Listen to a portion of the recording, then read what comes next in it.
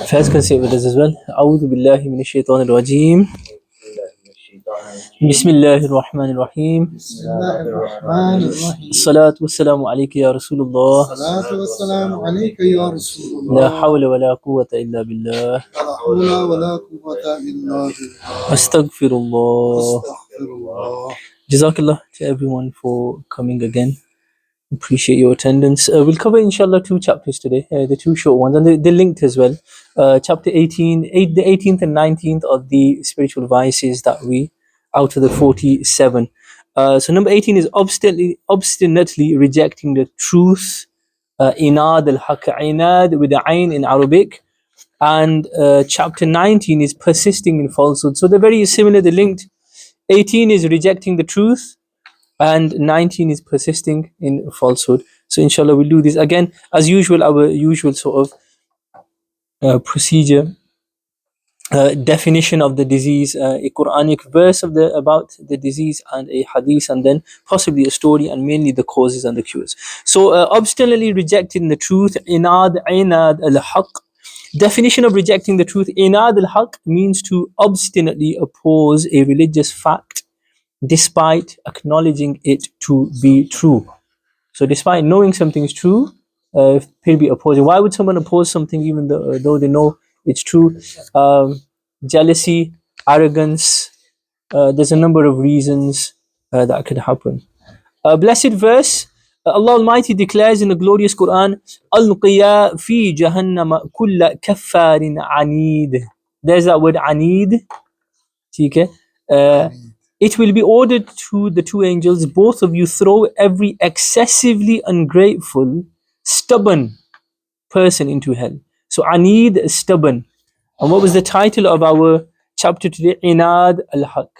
So being obstinate, being stubborn, so rejecting the truth due to stubbornness. So inad was in the title, and anid is in the Quran Kareem.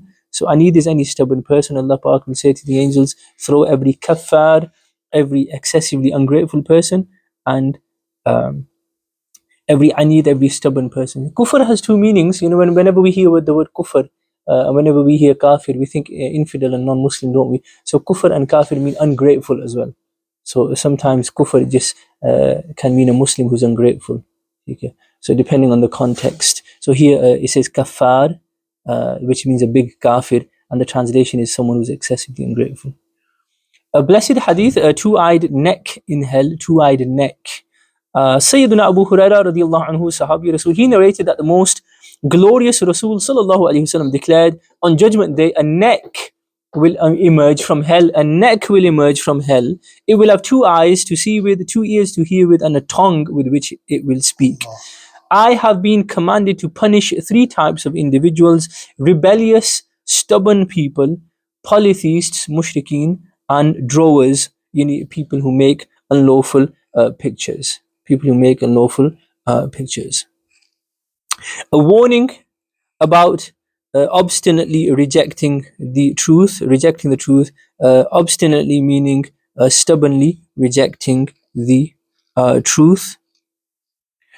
And the warning is, stubbornly opposing a religious fact despite believing it to be true is an extremely despicable and shameful and forbidden vice. Haram. So here forbidden, when we hear in English forbidden, well, forbidden could be makruh tanzihi, it could be makruh tahrimi, it could be haram. So this is haram here. It's haram. Amongst other things, a rejection of the truth is one of the causes of devastation in this world and the next. Hence why every Muslim must abstain from it. So we have to avoid being stubborn and ziddi and reject something just out of ego. A parable, a story, Satan was the first to oppose the truth. Dear Islamic brothers, the devil was the first to reject the truth. It is stated on page 10 of the 97 page book, Arrogance, published by Maktabat al-Madina. I'll go straight to the story. After creating Sayyidina Adam, Safiyullah, the chosen one of Allah, ala nabiyyina wa alayhi salatu wasalam, Allah Almighty commanded all angels along with Iblis, the devil, to prostrate to him, to prostrate to Adam alayhi salam. Subsequently, all angels complied with this divine command by prostrating. Sayyiduna Jibreel alayhi salam was the first angel to prostrate. followed by Sayyiduna Mikael alayhi salam, then Sayyiduna Israfil alayhi salam, followed by Sayyiduna Israel alayhi salam, then other grand angels. This prostration by the angels occurred on a Friday from midday to Asr. However, the accursed Iblis refused and arrogantly became a disbeliever. When Allah Azza wa Jal asked Iblis the reason for his refusal to prostrate, he replied proudly, "Ana khayrun minhu, khalaqtani min narim wa khalaqtahu min teen." I am better than him. You made me from fire and you have made him from clay. So in his head, fire is better than clay. By this, Iblis incorrectly meant, even if Sayyidina Adam Safiullah ala nabiyina wa alayhi salatu wasalam was made of fire and was of an equal status to me, I still would have refused to prostrate to him, let alone whilst I am superior to him. Allah forbid. After this display of rebellion, disobedience, and arrogance by Iblis, his handsome face vanished, and so he used to look handsome before, but that changed, and he was transformed into an ugly, disgraced face, and the brightness of his face was withdrawn. The nur of his face was taken away. Allah Almighty reprimanded Iblis whilst banishing him from his divine court, and Allah Ta'ala said, فَخْرُجْ مِنْهَا فَإِنَّكَ رَجِيمٌ. Get out from paradise, that you are rejected, i.e. the cursed one. So Shaitan was the first one to become stubborn, become arrogant. So the first ever sin to be committed was arrogance or jealousy or stubbornness, and that's what led to his damnation. Let's study the 5 causes and the cures for obstinately, stubbornly opposing the truth. What is the first cause? The first cause of obstinately opposing the truth is arrogance. The cause for Satan's damnation.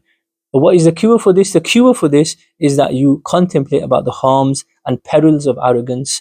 Allah Ta'ala, Allah Almighty terribly dislikes arrogant human beings. The glorious Rasul Sallallahu Alaihi Wasallam himself expressed his resentment of an arrogant person. An arrogant person is declared as the worst of all tomorrow on Judgment Day. Proud people shall encounter degradation and embarrassment. They will be amongst the unlucky souls who fail to acquire the mercy of Allah Almighty. Their greatest misfortune will be refusal of initial entrance into paradise, etc.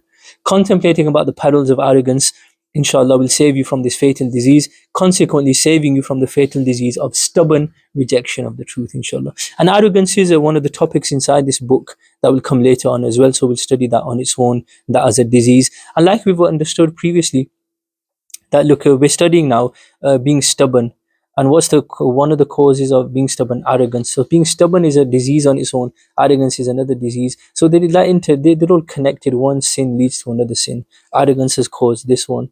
If you want to free yourself from this, you've got to sort your arrogance out as well. Number 2, the second cause of stubbornness, the second cause of obstinately opposing the truth is a desire to obtain wealth via unlawful means. How do we cure this? The cure for this is for you to contemplate seriously about the consequences of preferring short-term worldly benefits over long-term suffering in the afterlife, and to develop fear of Allah Almighty inside your heart whilst trusting the mercy of Allah Almighty. Support the truth even if it means incurring a loss in this worldly life. Okay, so a lot of times we know what the truth is, but we keep our mouth shut because we don't want to upset a certain person and lose out on some fame or some support or some sometimes just out of embarrassment, don't want to be embarrassed. So again, having tawakkul, having trust in Allah subhanahu wa ta'ala makes you confident, makes you strong, and then allows you to open your mouth and speak the truth appropriately, in appropriate manner at the appropriate time as well. Number 3, the third cause of obstinate opposition of the truth is love for this world. This love of the world compels humans to convince others of the impermissibility of lawful things and the permissibility of unlawful things. So the cure for this is for you to protect yourself from falling in love with this world and contemplate about the downfalls of obsessing over it. Okay. So sometimes hubbe dunya makes us we look for excuses to make something haram halal, and where it suits us, we might even say refer to something halal as being haram as well, to suit people's own desires, which is haram, giving masle or declaring or believing, claiming that something is haram without proof from Shariat is haram itself. Making up masail from yourself or changing Shariat, that's another sin in itself. The fourth cause of obstinately opposing the truth is self-admiration. Anyone who believes his personal opinions, khud pasandi, self-admiration, khud pasandi, self-conceit, which we've studied in one of the previous chapters. Anyone who believes his personal opinions or suggestions as ultimate and undeniable will sometimes find it hard to defend the truth. Okay? Even when he knows he's wrong, people who are very proud of themselves, they know they're wrong, but they'll keep on arguing and they'll make up daleels and this and that, and they just can't admit that they're wrong. Again, it goes back to arrogance. His ego will compel him to reject the truth. What is the cure for this? The cure for this is for you to never believe your opinions or suggestions to be perfect. Rather, whenever you offer a suggestion, consider it to be imperfect. And tell yourself that if my suggestion is accepted, then I will be pleased. But if it is rejected, then I will not be disappointed, since I believed it to be imperfect when I initially offered it anyway. So whenever we come into a meeting, whenever we're discussing, not just meetings, whenever we're talking to brothers, having a normal chit-chat conversation, don't talk as though we know the most or we know the best. Okay? It's one thing if you really do know the most and you do know the best, but you're not proud of it. Other people are saying he knows more than us. It's another thing just acting really, what's the word, obnoxious, and just thinking you know most when the people around you may not be sharing the same sentiments about you. So just be humble, basically humble, and don't my opinions and I think this and I told you this was going to happen and I knew it. So the I, me, my, mera, meri, mine, you should cure those things. Number 5, the fifth cause for obstinately opposing the truth is wanting fame. Wanting fame. Sometimes the truth of a particular matter is clearly obvious, but opposing it with a false and incorrect opinion will draw attention towards you. You get more attention by doing the wrong thing. What is the cure for this is for you to contemplate about the perils of fame. Anyone who behaves in a particular manner in order to acquire fame will be humiliated by Allah Almighty. Desiring fame is an extremely harmful disease that will lead to many other sins, etc. In this manner, inshallah, you will save yourself from desiring fame whilst also saving yourself from obstinately and stubbornly opposing the truth. So that's our chapter on Inadul Haq. Inad with the Ain, and the Quranic Kareem refers to a stubborn person as, the word is there, Anid, on page 142. So we've studied the definition of that, and it's straightforward. A verse of the Quran Sharif, a hadith, a story. Well, the story was about shaitan, and then the 5 causes and cures. The causes were arrogance and a desire for wealth. Number 3 was a love of the dunya. Number 4 was self-admiration, self-conceit, and the 5th one was wanting fame. Inshallah. Sallu ala al-Habib. Sallallahu ta'ala ala Muhammad sallallahu alaihi wasallam. We'll do chapter 19 as well. This is linked, it's persisting in falsehood. So that was rejecting the truth out of stubbornness. And this is the opposite. You're doing something wrong. You know you've got a feeling, but for whatever reason, well, we'll study the reasons, the causes. You're persisting. You don't stop doing the wrong thing. So persistence in falsehood, in Arabic, israre batil. Israr with a sad means continuously, consistently doing something, and batil means falsehood. So this is linked to that chapter, and again, it's only 5 pages. We'll cover this inshallah. A definition, Quranic verse, hadith, possible story, and then the cures, the causes and the cures of this. Persisting in falsehood. The definition of persisting in falsehood is to reject advice, hate true people, to obstinately, stubbornly endorse an incorrect opinion, and not waste any opportunity to hurt truthful people. Okay? There's plenty of this going on around Israel. Blessed verse, Allah Almighty has declared in the glorious Quran, Surah 25, Surah Al-Jathiyah, verses 7 and 8, a translation from Kanzul Iman. وَيْلٌ لِكُلِّ أَفَّاكٍ أَثِيمٍ يَسْمَعُ آيَاتِ اللَّهِ تُتْلَى عَلَيْهِ ثُمَّ يُصِرُّ مُسْتَكْبِرًا كَأَن لَّمْ يَسْمَعْهَا فَبَشِّرْهُ بِعَذَابٍ أَلِيمٍ. Ruin is for every great slandering sinner who hears the verses of Allah which are recited to him, then remains stubborn, displaying arrogance as if he did not hear them. Therefore, give him the good news of a painful punishment. Okay? Now, painful punishment is not good news, it's bad news. But Allah Ta'ala uses the word good news. It's I don't think sarcasm is the right word. Allah Ta'ala doesn't use sarcasm in the Quran Sharif, but it's a humiliating way to just say give him good news of uh, painful rather than just tell him about painful punishment. It's even a humiliating way of saying it. If you go to the tafsir, if you skip the next three lines, we learn that arrogance and stubbornness are obstacles that obstruct the acceptance of faith. So arrogance can sometimes prevent a disbeliever from accepting Islam. So in the time of the Prophet, ﷺ, Jews and Christians, they admitted when they were alone privately behind closed doors, they say, we know he's the final prophet. All the signs that we've read in the Torah and that we've been hearing from the Jews and Christians, we know. Well, why did they not believe them? Jealousy, arrogance. We were expecting him to be from the bloodline of Hazrat Ishaq, not from the bloodline of Hazrat Ismail alayhi salam. They were expecting him to be a certain tribe or a certain region of the Arabs, that sort of Bradri type of thing. They weren't expecting him to be from the Quraysh tribe. And, oh, well, if we accept him, then we're going to have to give up our leadership. So sometimes stubbornness and arrogance prevents a disbeliever from becoming a believer. It can turn a believer into a kafir as well. It can make a Muslim into a kafir. Stubbornness. So we have to be very careful. So we learn that arrogance and stubbornness are obstacles that obstruct the acceptance of faith. A blessed hadith, the misfortune of an obstinate sinner. Sayyidina Abdullah ibn Amr ibn As radiallahu anhu, Sahabi, companion, he narrated that the noblest Rasul sallallahu alaihi wasallam said, people who hear good advice then reject it without accepting it will be ruined. And people who deliberately and stubbornly persist in sins will be ruined. Okay.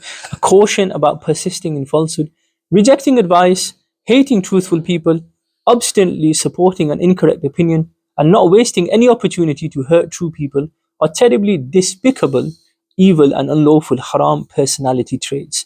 Every single Muslim must refrain from them. A parable, a story. It is narrated that as well as being a transgressor, Fir'aun also claimed to be God. He had deceived his nation using the river Nile. He did this on the Eid of the fire worshippers. Their Eid day was called Nairuz. We have Eid al-Adha, we have Eid al-Fitr. The Eid of the fire worshippers was the day of Nairuz, on which Pharaoh would approach the river Nile whilst its waves were crashing, and it was announced that Pharaoh had enraptured the river Nile for his citizens, hence they should prostrate to him. So he'd go and he'd tell people, it's because of me, because I'm stood here that the waves are, as they are. His ignorant countrymen were deceived by this foolishness and willingly prostrated to him. They did sajda. One particular year, the water of the river Nile decreased and Allah Almighty did not grant it permission to rise. The people became weak due to hunger and famine. The whole nation gathered in front of Pharaoh and demanded, our families, children, animals, and are all dying. If you are our God, if you, Pharaoh, are our God, then make the river Nile flow for us. To which he responded, this will happen. Then he set off to Mikyas, a famous deserted island, taking along with him some woolen clothes, a hat made of hair, and a bag full of ashes. Prior to this, he forbade any of his subjects or servants to follow him.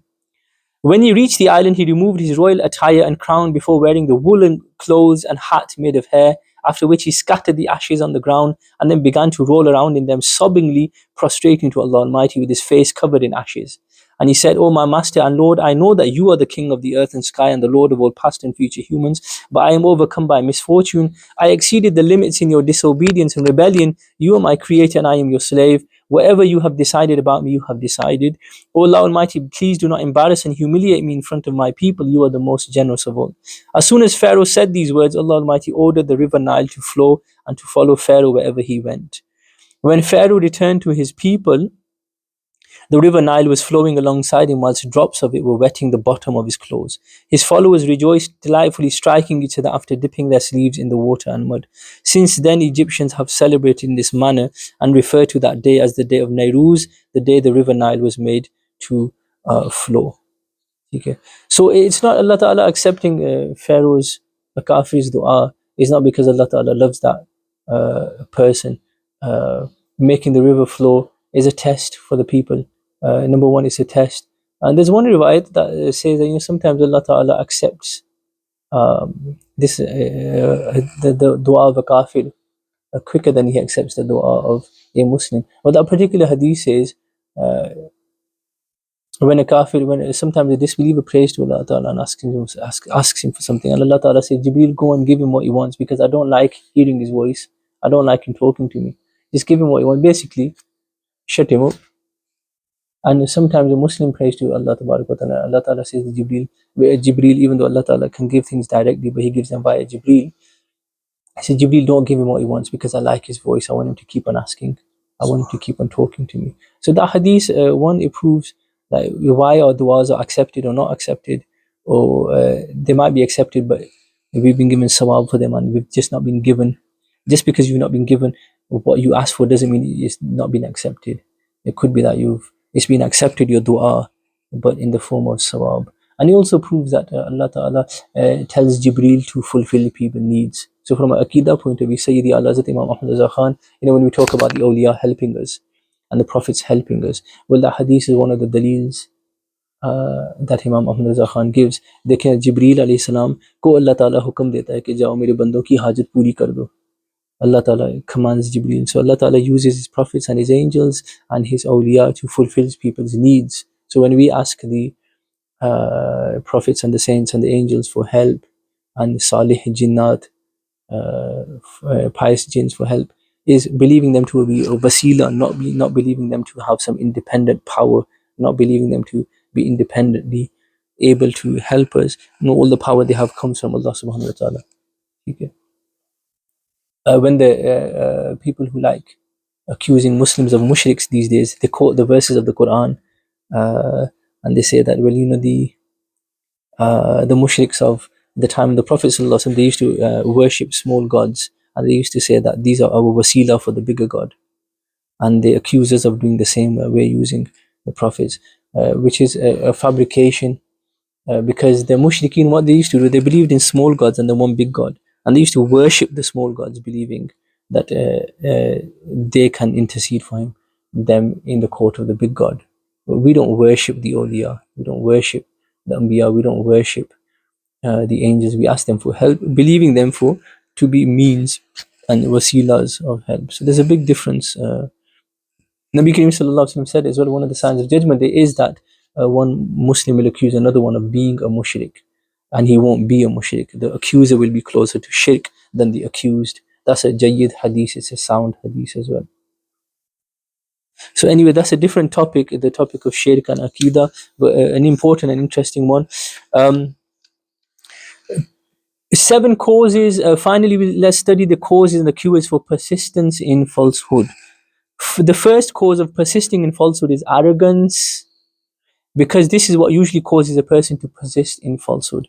It is what caused the devil to persist in his falsity and consequently suffer eternal embarrassment and humiliation. How do we cure this? The cure for this is for you to contemplate about the ultimate consequence of shaitan. Cure your arrogance and be humble. For further information about the perils of arrogance and its cures, very useful to study the book Arrogance, and any other book that you see on the topic of arrogance. Just another point before I carry on.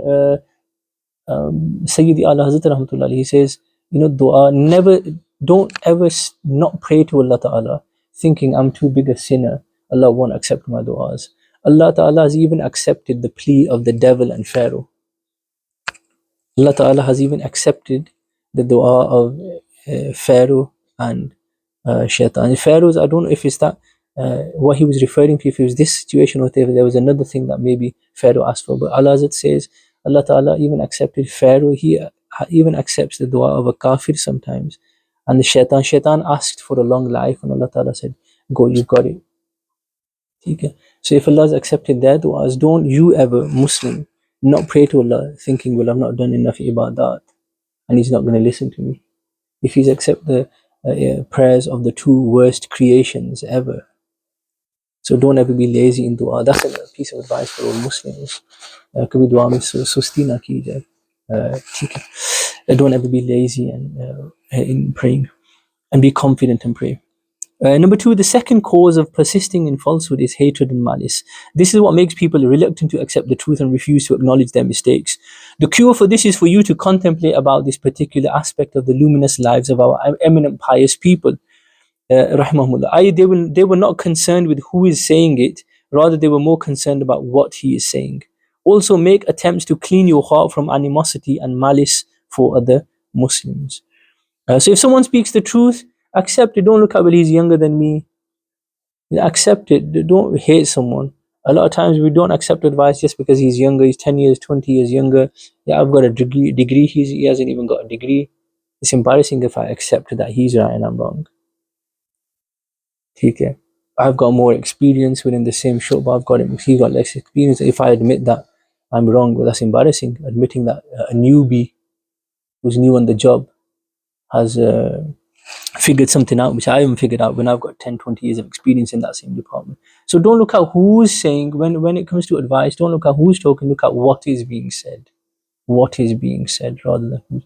One saint defined humility as being, humility is accepting the truth even if you hear it from a madman or a kid, even if you hear it from a crazy person or a kid.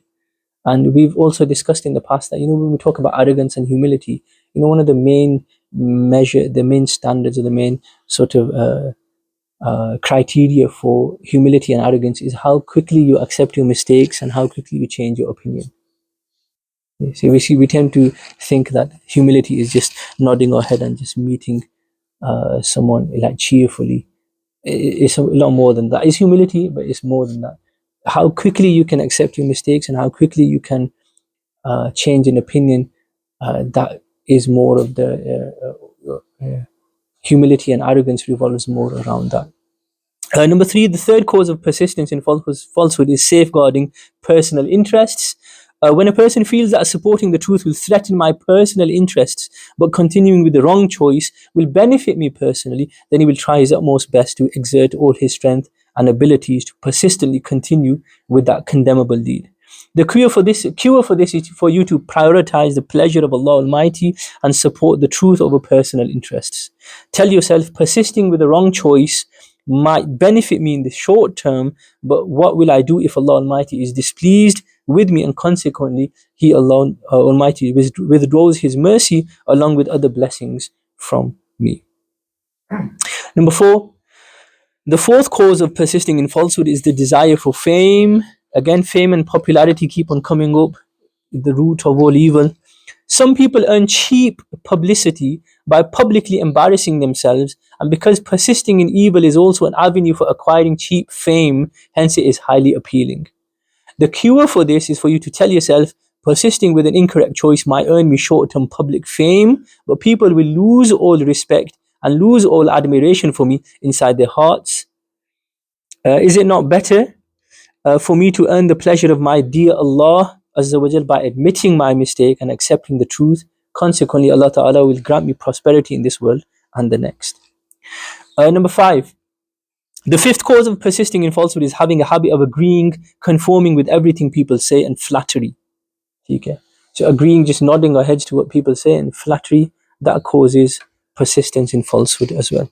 The cure for this is for you to contemplate about the dangers of flattery. Flattery is a despicable and detestable act. No one honestly respects a flatterer. The ultimate consequence of flattery is embarrassment and humiliation. At times it can cause severe damage to a Muslim. Furthermore, it usually leads to major sins like lying. So again, flattery is very common. Chaplusi, khushamad, the Urdu words we use are khushamad, chaplusi, exaggeratively praising, false praise in front of people, bootlicking, falsely praising people. Remember the hadith we studied? Muslim, the Holy Prophet of Allah sallallahu alaihi wasallam said, a Muslim should not flatter except for knowledge.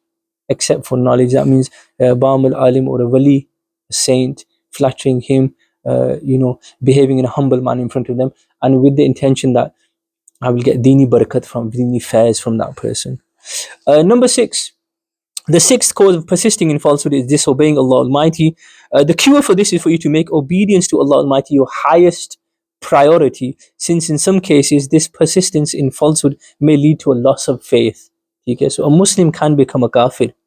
That's an inconvenient truth that is not mentioned enough. A Muslim can convert to kufr. It's an inconvenient truth. The prophets were afraid of, even though we know that they were perfect, sinless, but yet they were overwhelmed by fear, and they would fear as well. Khatima.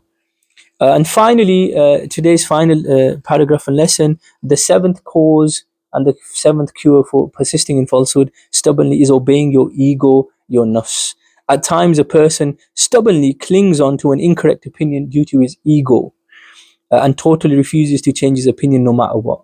The cure for this is for you to defeat the strategy of your nafs by supporting the truth whilst disciplining your nafs and scrutinizing your nafs regarding this matter on a regular basis. So the nafs is like a beast.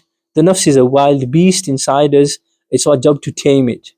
If you just keep on feeding it, it gets wilder and wilder, gets bigger, fatter. Your ego gets bigger. You tame it. You tame it by not giving it everything that it wants. Just controlling, balancing when you're feeding. And not every time you desire something and every time you wish you got a craving for something. Don't give your ego what it wants every time. Otherwise, you're just feeding this beast, and then it's going to devour you one day.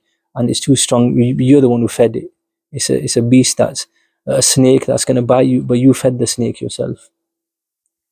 So don't feed your own enemy. So Alhamdulillah, we finished our 18th and 19th chapters. 18th was Inadul Haq, stubbornly opposing the truth, and chapter 19 was Israri Batil, consistently, stubbornly doing false, even though you know that it's false. And we studied the cures and the causes. May Allah subhanahu wa ta'ala save us from those. Any comments, any additions, any contributions anyone wants? Feel free to say anything that you want.